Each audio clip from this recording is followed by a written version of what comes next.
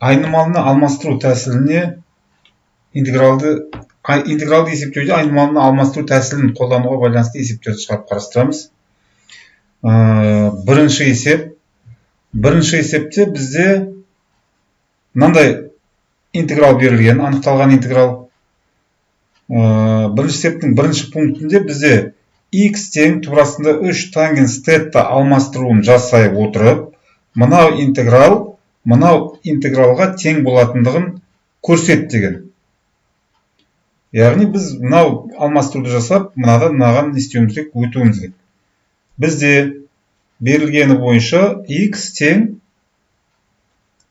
туғрасында 3 тангенс тетта алмастыруын жасауымыз керек. Онда dx неге тең болатынын тауып алайық.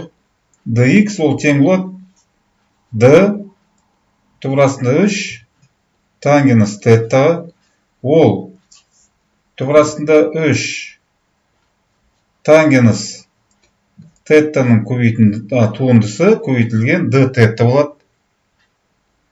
Бұл тең туғрасында 3 тангенс теттаның туындысы туғрасында 3 көбейтілген тангенстің туындысы 1 бөлінген косинус квадрат тетта d тетта болады. Біз dx-ті таптық. Енді барып, x 0-ге тең болған кезде тетта неге тең болатындығын, x 1-ге тең болған кезде тетта неге тең болатындығын анықтауымыз керек. Мынаны былай жасалайықшы, туғрасында 3 бөлінген косинус квадрат тетта d тетта деп. Енді x тең болса 1-ге, онда туғрасында 3 тангенс тетта бізде x-ке тең болғандықтан осы 1-ге тең болу керек. Бұдан тангенс тетта тең 1 бөлінген туғрасында 3-ке. Енді бізде 0 мен 1-дің аралығы берілгендіктен біз бірінші ширектегі мәндерді не істеу керек, анықтай берейік. Тангенс тетта қанша градуста 1 бөлінген туғрасында 3-ке тең болады. Бір қанша радианда 1 бөлінген туғрасында 3-ке тең болады. Соны не істейміз, анықтаймыз. Тангенс бұдан тең болады, тетта бұдан тең болады. Арк тангенс 1 бөлінген туғрасында 3, ал ол пи бөлінген 6-ға тең, яғни 30 градуста. Ары қарай, егер x 0-ге тең болатын болса, онда туғрасында 3 тангенс теттамыз бізде 0-ге тең болу керек. Бұдан тангенс тетта тең болу керек 0-ге, туғрасында 3-ті бөлуде өткізетін болсақ. Бұдан тетта тең 0 екендігі шығады. Енді барып не істейміз? Анықталған мәндерді мына жерге әкеп қоямыз. Сонда бізде I интеграл, яғни тең болады. Интеграл x 0-ге тең болған кезде тетта 0-ге тең, орнына қоямыз. X 1-ге тең болған кезде тетта пи бөлінген 6-ға тең, яғни мынау 1-дің орнына пи бөлінген 6-ны қоямыз. Бөлшек 9-ның өзін жазамыз. Жақша ашылған 3 қосылған x-дің орнына мына өрнекті қоямыз.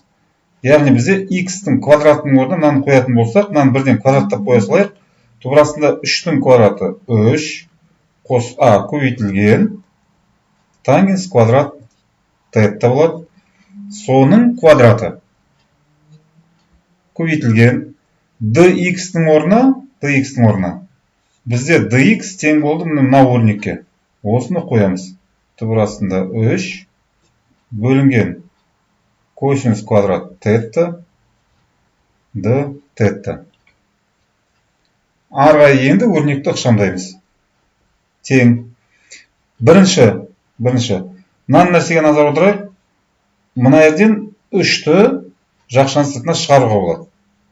Жақшаның квадраты болғандықтан бұл 3 жақшадан 3-дің квадраты болып шығады. 3-тің квадраты 9-ға тең, ол мына 9-бен не істейді? Қысқарады. Бөлшектің алымында 9 мен 9 қысқарып кетеді, бөлшектің алымында түбірасында 3 қалады. Ол түбірасында 3 тұрақты сан болғандықтан көбейтіп тұрған интегралдың алдына не істейді? Шығарылады, яғни шығаруға болады. Интеграл 0-ден пи бөлінген 6-ға дейін. Сонда біздің жақшаның ішінде бір қосылған тангенс квадрат тетта қалады. Соның квадраты. Мынау жақшаның ішінде 3 шығып кетті ғой. Ал бір қосылған тангенс квадрат тетта ол тригонометрияның негізгі формулалары бойынша 1 бөлінген косинус квадрат теттаға тең.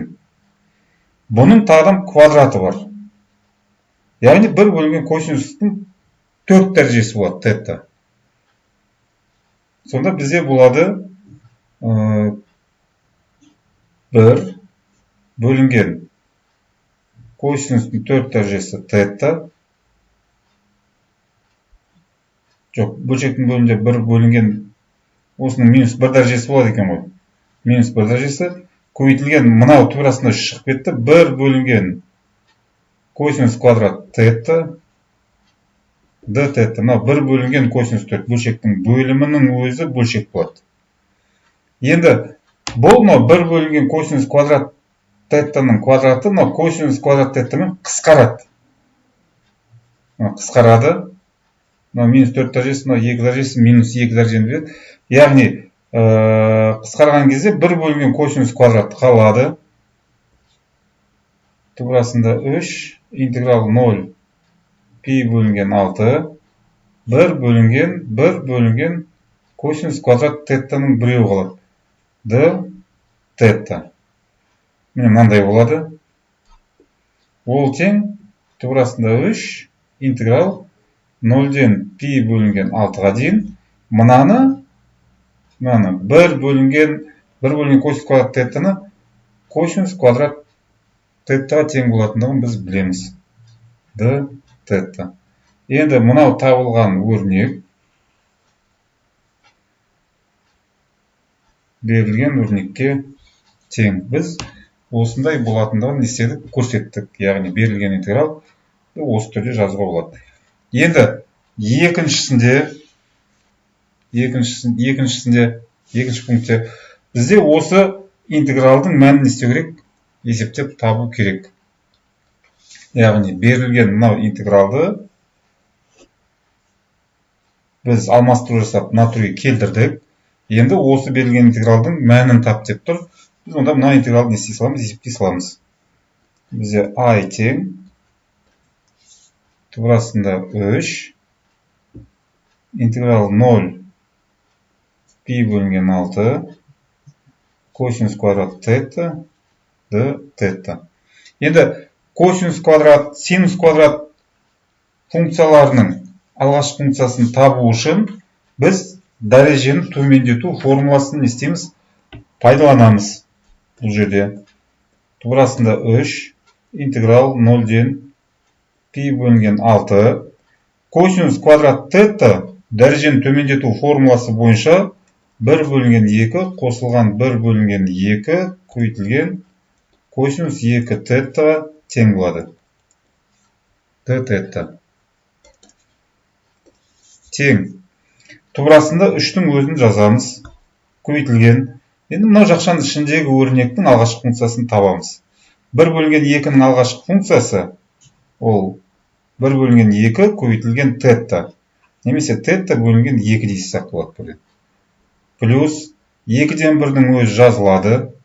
Өйткені мынаған көбейтіліп тұр. Мынаған алғашқы функциясы тапқан кезде косинус 2 теттаның алғашқы функциясын табу үшін косинус теттаның алғашқы функциясы синус тетта, бірақ бізде 2 тетта болғандықтан синус 2 тетта дейміз да, алдына мынау теттаға көбейтіліп тұрған 2-ге кері санды не істейміз, жазып қоямыз. 1 бөлінген 2. Интеграл 0-ден пи бөлінген 6-ға дейін дейміз. Тең. Енді осы өрнектің мәнін табамыз. Бірінші теттің орнына пи бөлінген 6-ны қоямыз. Пи бөлінген 6 бөлінген 2 ол пи бөлінген 12-ге тең болады. Плюс 2-ден 1-ді 2-ден 1-ге көбейтсек, 4-тен 1 көбейтілген синус 2 көбейтілген пи бөлінген 6, ол пи бөлінген 3-ге тең болады. Алынған жақшаның ішінде енді 0-ды қойып шығамыз. 0 бөлінген 2 қосылған 1 бөлінген 4 көбейтілген синус 2 көбейтілген 0, ол 0-ге тең болады. Енді қарап отырсаңыздар, мынау өрнек 0 бөлінген 2, ол 0-ге тең. Синус 0-ге 0-ге тең. 4-тен 1-ге көбейтсең бәрі 0. Яғни бұл жерде 0 қосылған 0, ол 0-ге тең болады. Мына екінші жақшамыз бізде түгелдей 0-ге тең болып кетті. Сондықтан оны жазбай қойсақ болады. Өйткені 0-ды кез келген саннан алсаң, бәрі сол санның өзі шығады. Сонда бізде түбір астында 3, жақшаның ішінде пи бөлінген 12, қосылған 1 бөлінген 4 көбейтілген синус пи бөлінген 3-те неге тең екенін еске түсіреміз. Яғни 60 градуста ол түбір астында 3 бөлінген 2-ге тең. Енді өрнекті не істейміз? Ықшамдаймыз. Жақшаны ашып жіберетін болсақ, түбір астында 3 көбейтілген пи бөлінген 12 плюс бөлшектің бөлімі 8-ге тең, алымы түбір астында 3-ге тең, мынау түбір астында 3-пен көбейткен кезде ол 3-ге тең болады. Жауабын осы түрде қалдырсақ болады.